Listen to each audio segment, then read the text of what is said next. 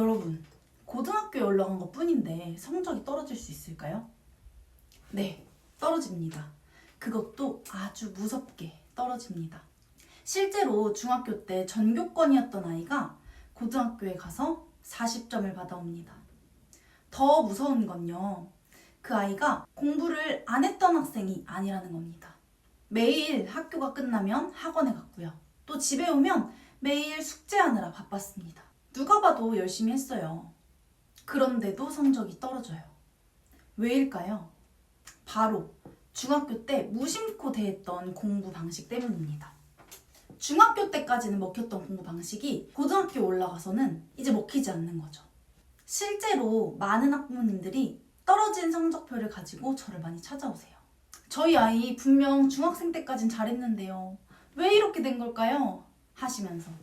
그런데 그런 학생들과 수업을 해보면요, 딱 보여요. 아, 이래서 떨어질 수밖에 없었구나. 오늘은 고등학교 가서 수학이 무너지는 아이들의 공통적인 특징, 그리고 고등학교 때 무너지지 않고 오히려 도약하는 공부법 2가지를 여러분과 함께 나눠보려고 합니다. 오늘 영상 끝까지 보시면 고등학교에 가서도 흔들리지 않는 아이, 모두가 흔들릴 때 끝까지 버티고 서서 1등급을 받는 아이, 우리 아이가 될 수 있습니다. 구독과 좋아요도 부탁드립니다. 분명 중학생 때는 수학을 곧잘 했어요. 그런데 고등학교에 들어가자마자 무너지는 학생들, 공통적인 특징이 있습니다. 개념 이해가 제대로 안 되어 있어요. 이 개념이 정확히 무엇을 의미하는지, 그러면 이 개념을 어디에 어떻게 적용해야 되는지 공부가 하나도 안 되어 있습니다. 분명 문제는 풀거든요. 그리고 또 신기하게 답도 맞아요. 그런데 왜 그렇게 풀었는지 물어보면 대답을 못하는 거죠. 왜 이 개념을 써야 하는지, 그리고 왜 이 식이 이렇게 전개되는지 그걸 몰라요. 그냥 학원에서 이렇게 풀라고 배웠으니까, 또 어디서 많이 본 유형이니까 그냥 푸는 거예요. 아니면 감으로 적당히 때려 맞춘 거죠. 수학을 공부한 적이 없는 거예요. 그냥 풀이 과정을 외운 것 뿐이에요. 재밌는 건요, 중학교 때는 이게 정말 잘 먹힌다는 거예요. 왜? 개념 자체가 상대적으로 단순해요. 그리고 문제 유형도 어느 정도 정해져 있거든요. 그래서 이 암기랑 감으로 버티는 거예요. 근데 문제는 이 상태로 고등학교에 올라간다는 거예요. 고등 수학은 완전히 다르거든요. 범위도 훨씬 넓고 개념도 훨씬 깊습니다. 결국 이해와 사고 없이 그냥 푼 문제들은 고등학교에서 전부 무너지기 시작합니다. 조금만 유형이 변형돼도 풀이가 바로 막혀버려요. 그러니 당연히 처음 보는 문제 유형에서는 손도 못 대겠죠. 중학교 때 하던 방식으로는 고등학교 시험에서 맨 앞장만 보다가 끝나는 겁니다. 그렇다면 어떻게 해야 우리 아이가 고등 수학에서도 무너지지 않을 수 있을까요? 모두가 흔들릴 때 끝까지 버티면서 1등급을 가져갈 수 있을까요? 첫 번째, 저는 기계적인 문제 풀이부터 멈추라고 말씀드리고 싶어요. 중학생 아이들을 보면요, 개념 이해는 제대로 안 된 상태에서 문제만 냅다 풀어요. 근데 이게 오히려 우리 아이의 수학 성적을 갉아먹는 경우가 많습니다. 왜냐하면 문제집이 아이를 착각하게 만들거든요. 나 그래도 열심히 하고 있는데? 나 이 정도면 좀 공부 열심히 하는 거 아닌가? 이런 착각이 생깁니다.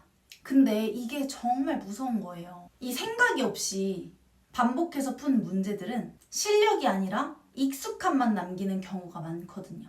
그래서 저는 적어도 개념을 공부할 때에는 기계적으로 문제를 풀던 펜을 잠시 내려놓으라고 말씀을 드리고 싶어요.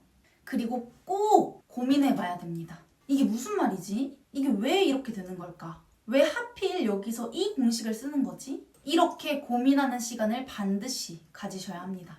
반드시. 정승재 선생님도 늘 말씀하시잖아요. 삼각형의 내각의 합이 왜 180도인지 한 번쯤 진지하게 고민해 보라고요.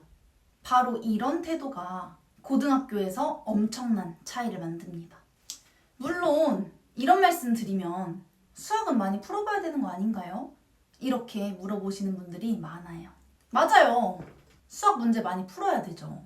그런데 그건 적어도 개념에 대해 단 한 번이라도 깊게 고민한 이유여야 합니다. 그 차이가 정말 크거든요. 탄탄한 개념 위에서 푸는 문제들은요, 절대 아이를 배신하지 않아요. 하나하나 켜켜이 다 실력으로 쌓입니다. 가짜 실력 말고요, 진짜 실력으로요.